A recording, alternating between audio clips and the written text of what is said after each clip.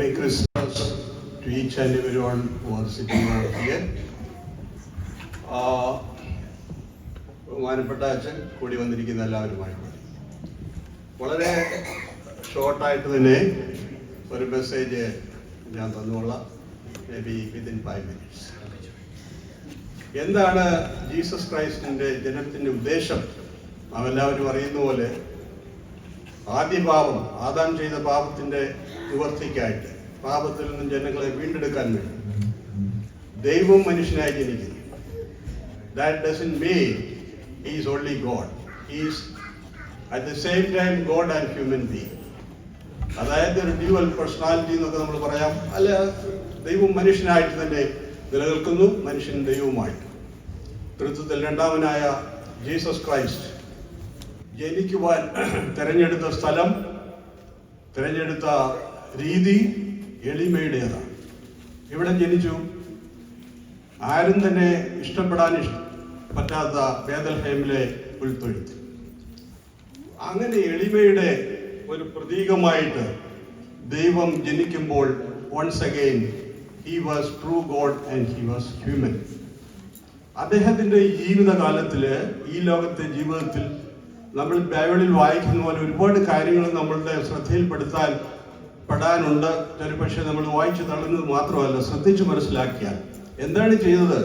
ഈ ലോക ജീവിതത്തിൽ നിന്ന് ഏറ്റവും എളിമയിൽപ്പെട്ട ഒരു ഗണങ്ങളെ ശിഷ്യന്മാരായിട്ട് തിരഞ്ഞെടുക്കും.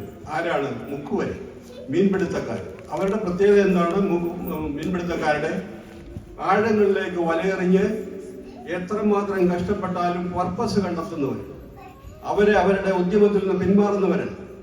അങ്ങനെയുള്ള ഒരു ഗണങ്ങളെ അദ്ദേഹം തിരഞ്ഞെടുക്കുന്ന പ്രഥമമായ കാരണം ഏത് സാഹചര്യത്തിലും ആ ദൗത്യം അവർ ഉപേക്ഷിക്കത്തില്ല എന്നുള്ളതായിരുന്നു. ഒന്ന്, ഈ ശിഷ്യന്മാർ പിൽക്കാലത്തെ പരിശുദ്ധാത്മാവിന്റെ ശേഷം എന്തായി തീർന്നു, പരിശുദ്ധന്മാരായിട്ട് എങ്ങനെ ആയിത്തീർന്നു എന്നുള്ളതെല്ലാം നമ്മൾ വായിക്കുന്ന ഭാഗം.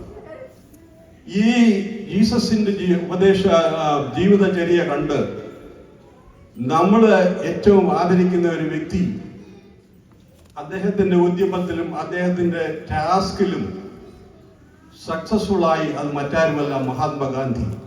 മഹാത്മാഗാന്ധിയെ കുറിച്ച് ഞാൻ അടുത്തിടെ ഒരു പുസ്തകം വായിക്കുകയുണ്ടായി, ഗാന്ധി ബിഫോർ ഇന്ത്യ. അദ്ദേഹത്തെ കുറിച്ച് പറയുന്നത്, സൗത്ത് ആഫ്രിക്കയിലും ലണ്ടനിലും അദ്ദേഹം ഉപരിപഠനാർത്ഥവും ബാരിസ്റ്ററായിട്ട് ജോലിക്ക് പോകുന്ന സമയത്ത് വിവിധ തരത്തിലുള്ള റിലീജിയൻസുമായിട്ട് കണക്ഷൻ ഉണ്ടായിരുന്നു. റിലീജിയസ് ബുക്സുകൾ വായിക്കുമായിരുന്നു. അതിലേറ്റവും അദ്ദേഹത്തെ ആകർഷിച്ച ഒരു ഭാഗം ബൈബിളിലെ തന്നെയാണ്. അതായത് സെന്റ് മാത്യു ചാപ്റ്റർ 5 വേഴ്സ് 39-40. അതിലെന്താണ് എഴുതിയിരിക്കുന്നത്? നിന്റെ വലത്തെ ചെകിട്ടത്ത് അടിക്കുന്നവന് മറ്റതും തിരിച്ചു കൊടുക്കുക, നിന്റെ വസ്ത്രം ചോദിക്കുന്നതിന് നിന്റെ പുതപ്പും തിരിച്ചു കൊടുക്കുക. That means non violence. Non വയലൻസിന്റെ ഒരു പ്രത്യേകത.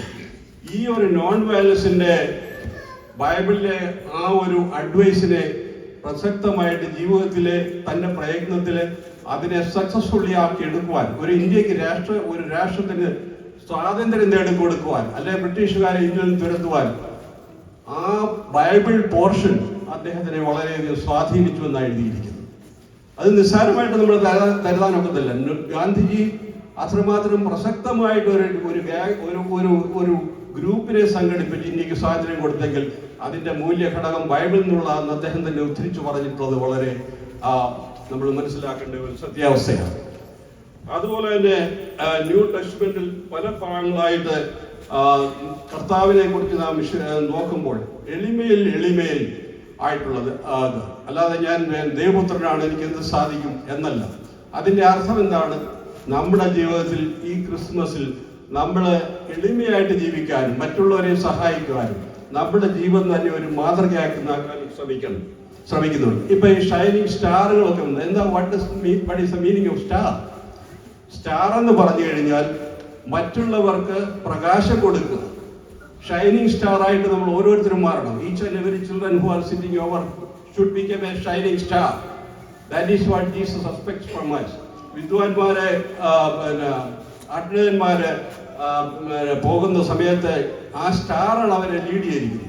ഓരോ വീട്ടിലും നമ്മൾ സ്റ്റാർ നോക്കുന്നതിന്റെ ഉദ്ദേശം എന്ന് പറഞ്ഞാൽ ക്രിസ്തുവിന്റെ ആ പ്രകാശം നമ്മുടെ ഉള്ളിൽ നിൽക്കണം, മറ്റുള്ളവരെ പ്രകാശത്തിൽ നമ്മൾ ധരിപ്പിക്കണം. ഇപ്പൊ ഫോർ എക്സാമ്പിൾ ഒരാളിനെ കാണുമ്പോൾ തന്നെ നമ്മളൊരു ക്രിസ്ത്യാനിയാണെങ്കിൽ നമ്മുടെ ക്രിസ്തീയ ജീവിതത്തിന്റെ മഹത്വം മനസ്സിലാക്കാൻ കൂടുതൽ അദ്ദേഹത്തെ സഹായിക്കണമെന്നൊന്നുമില്ല.